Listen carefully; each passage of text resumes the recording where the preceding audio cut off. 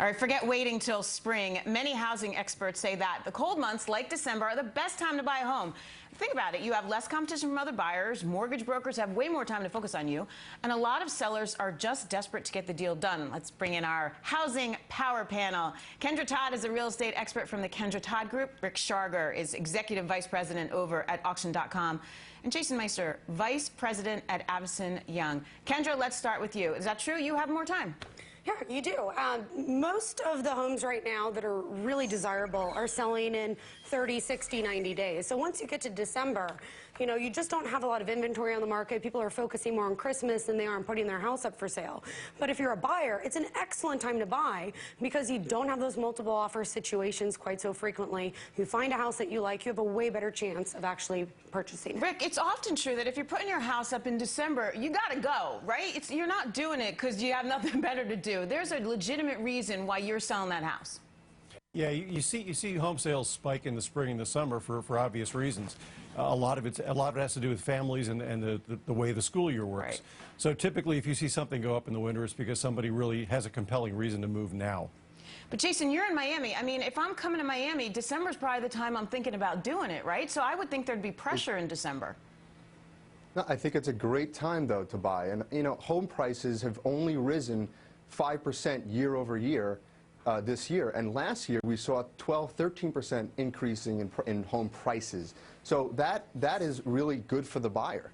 And we got our numbers yesterday revised down. In November, the existing home sales numbers they plummeted 6%.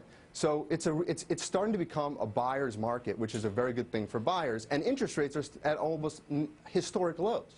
And Rick, too, the investors have backed off, right? It's no more we're buying for investment purposes. Now we're really starting to see families buying homes. Well, you need to distinguish a little bit between the type of investor, but the institutional investors, the big hedge funds who are buying tens of thousands of properties, have slowed down.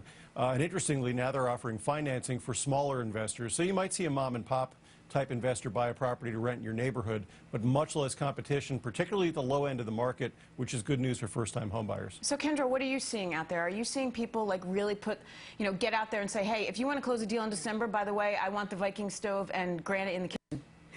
Well, here's the bottom line.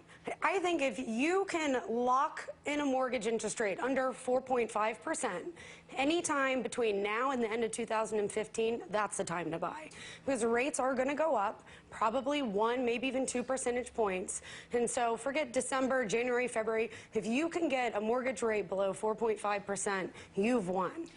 Jason, you think that's going to make a difference, though? I mean, look, rates are going to go up, but they're not going to 9%. That was, or 11, I think, was my first mortgage. I mean, they're not going there. Where are we going? We're going to 4.15, 4.25. Do you think that's going to put a screeching halt to the housing market? I don't think you're going to see an immediate increase in the rates. I think that it's going to push out towards the end of the new year, possibly into the next year.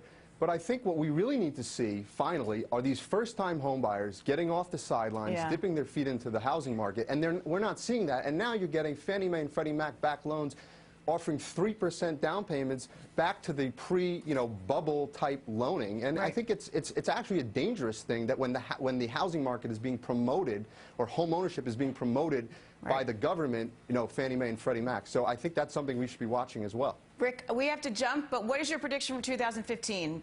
A housing market up or down? It's going to be flat. For 2014, you're going to see 4.9 to 5.1 million homes sold, about 500,000 new homes sold. So virtually the same numbers we saw this year. Well, thank you guys so much. And I think selling in December sounds like a good thing to me, especially if you're in Miami. Thank you both. Thank you all.